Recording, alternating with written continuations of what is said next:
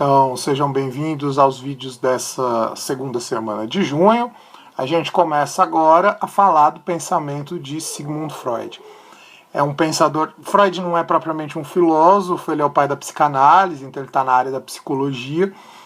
É praticamente o psicólogo ou o intelectual da área da psicologia mais conhecido e, ao mesmo tempo, acho que é um dos mais criticados.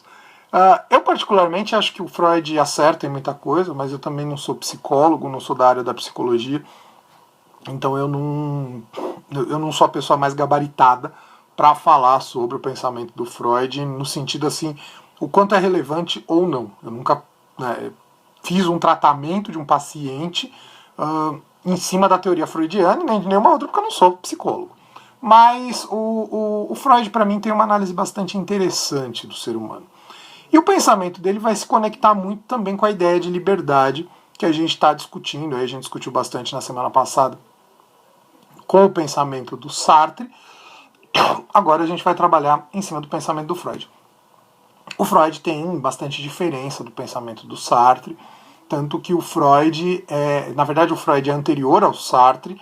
O Freud vive ali, é um pensador de Viena, na Áustria, no Império Austro-Húngaro, né, para relacionar com a matéria que eu estava trabalhando de Primeira Guerra Mundial com o pessoal dos nonos anos.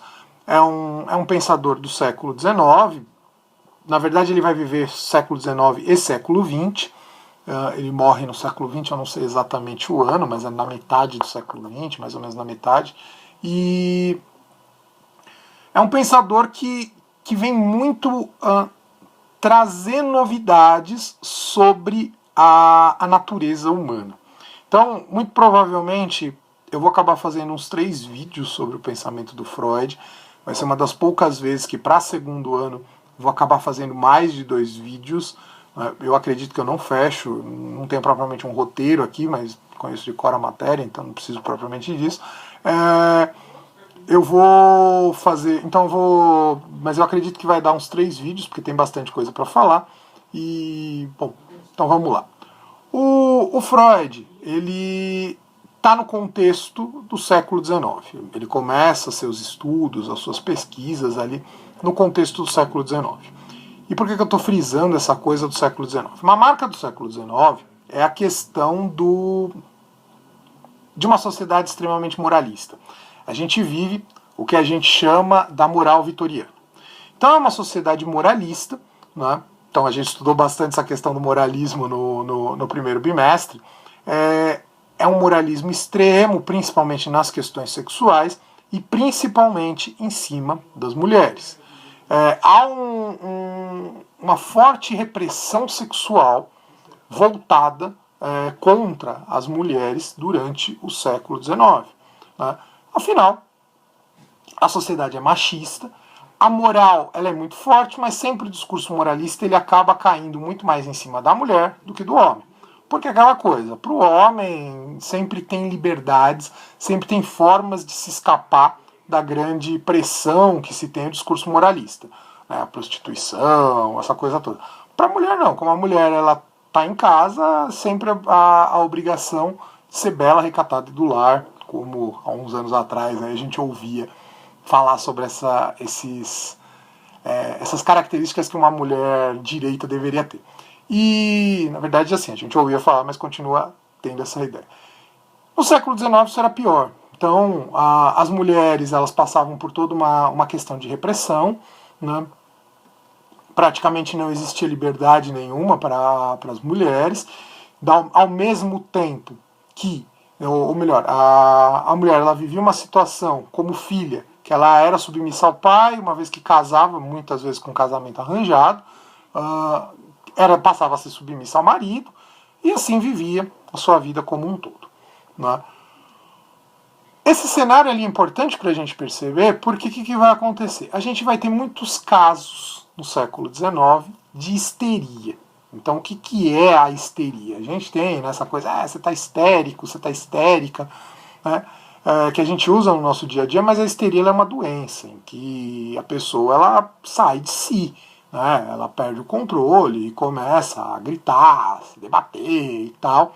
Ela surta, né? Ela surta mas surta não de uma forma assim de nervoso, de estresse, coisa assim. É surtar realmente de uma forma que sai de si, de uma forma assustadora. Começam a surgir muitos casos desse. E o Freud, ele é médico, né? Ele faz parte de um grupo de estudiosos que estão tentando entender quais as causas dessa situação. E aí o Freud, ele, no círculo que ele faz parte ali dos médicos, num primeiro momento, esse pessoal começa a usar de hipnose. Né? E aí o que se percebe? Que aquela mulher que era histérica, que, né, vou usar esse termo, não é o mais indicado, mas acho que didaticamente, aquela mulher que era vista como louca, né, tava lá gritando, berrando, se debatendo, seja lá o que fosse.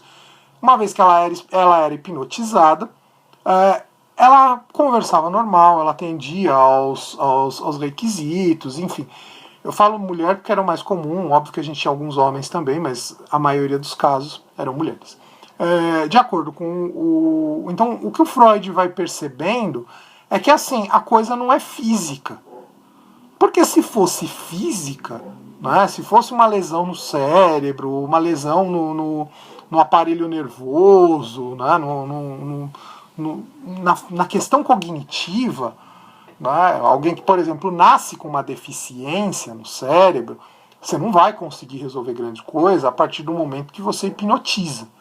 Mas uma pessoa que, ela, de repente, ela tá normal, num determinado dia ela surta, e aí não volta ao normal. E aí você hipnotiza. O Freud, os estudiosos ali, os médicos que estavam envolvidos com aquele caso, começam a usar da hipnose, e a pessoa começa a responder normalmente, como se nada tivesse acontecendo, como se ela não tivesse nenhum problema. O Freud começa a perceber que o problema não é físico, o problema não é fisiológico, o problema é na interioridade, o problema é psíquico. Psique, né, em grego, significa alma. Então, o que a gente chama aí de psicológico estaria relacionado à nossa alma. Mas não alma no sentido religioso, né, aquilo que vai sair do nosso corpo o dia que a gente morrer e vai para um outro mundo, para o céu tal. É alma no sentido da interioridade, né, alma no sentido da nossa mente, mas não também somente num sentido intelectual.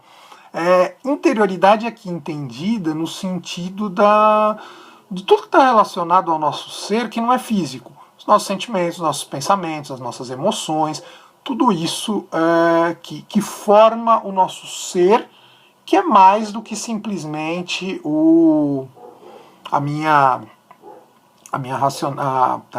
materialidade. Né? Mas, como eu disse mais uma vez, entendida aqui não no sentido religioso, mas entendida no sentido mais da sede das nossas emoções, razões, pensamentos e tal. Então, o Freud começa a perceber que o problema está nessa interioridade, nesse nosso lado, que não daria para se tratar com remédio ou coisa assim, porque afinal não é físico, ele é psíquico, é da interioridade. Então Freud vai perceber que existem dois lados na gente, né? O lado psíquico, o lado físico e o lado psíquico. E aí para tentar entender essa interioridade que o Freud vai criar toda a sua teoria. Né? Ele vai, a partir das conversas que ele vai tendo, das análises que ele vai fazendo, ele vai tentando entender o que está por trás da situação que leva a pessoa a surtar, a ter os seus problemas psíquicos. Né? O que leva a pessoa a ter problemas psíquicos? É isso que o Freud vai buscar analisar. E aí, para ele, né, a grande resposta que ele dá são os traumas. As experiências traumáticas são os grandes problemas que se tem aí. O Freud, como eu disse, ele usava da hipnose. Né? Praticamente, eu vou concluir com essa ideia da hipnose esse primeiro vídeo, para passar para análise propriamente. Aqui eu estou muito mais contextualizando do que propriamente analisando o pensamento freudiano. O Freud, num determinado ponto, ele vai abandonar a hipnose, porque ele acha que não é lá a forma mais ética para se acessar alguém. Afinal, a partir do momento que eu vou lá, eu hipnotizo a pessoa. Hipnose, só para deixar claro, gente, não é aquela coisa meio mágica, não. Embora a mágica também ela tá baseada nisso. É você simplesmente deixar a pessoa num estado de meio sono, é o que a gente chama de estado de vigília. É aquele estado que eu já consegui perceber isso em mim, acredito que vocês também consigam.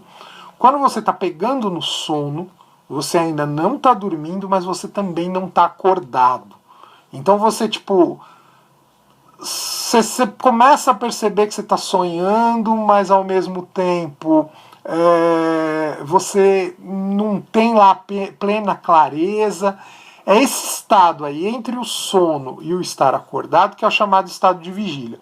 A hipnose basicamente é isso, é deixar a pessoa nesse estágio, porque ela fica sugestionável. E aí ela fala as coisas que vêm à tona. Né?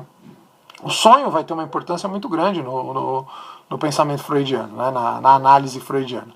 Então, o Freud, a análise, o método que o Freud e o círculo lá usava era esse, era deixar a pessoa nesse estado de vigília, que ela fica mais sugestionável, ela não está nem dormindo nem acordada, e ela age de uma maneira normal. O seu inconsciente, já adiantando, que eu vou explicar mais calma no próximo vídeo, o seu inconsciente fica acessível. A gente tem acesso ao inconsciente. E quando você tem acesso ao inconsciente, você consegue trazer essas causas, essas questões. Só que ao mesmo tempo a pessoa fica na tua mão. Né? Eu posso, se eu tiver boa intenção, eu vou usar a questão da hipnose, desse momento que a pessoa não está plenamente consciente, realmente preocupado com né, realmente tentando fazer o melhor para aquela pessoa. Mas eu posso ter má intenção, posso usar isso de outra forma, posso usar, sei lá, né?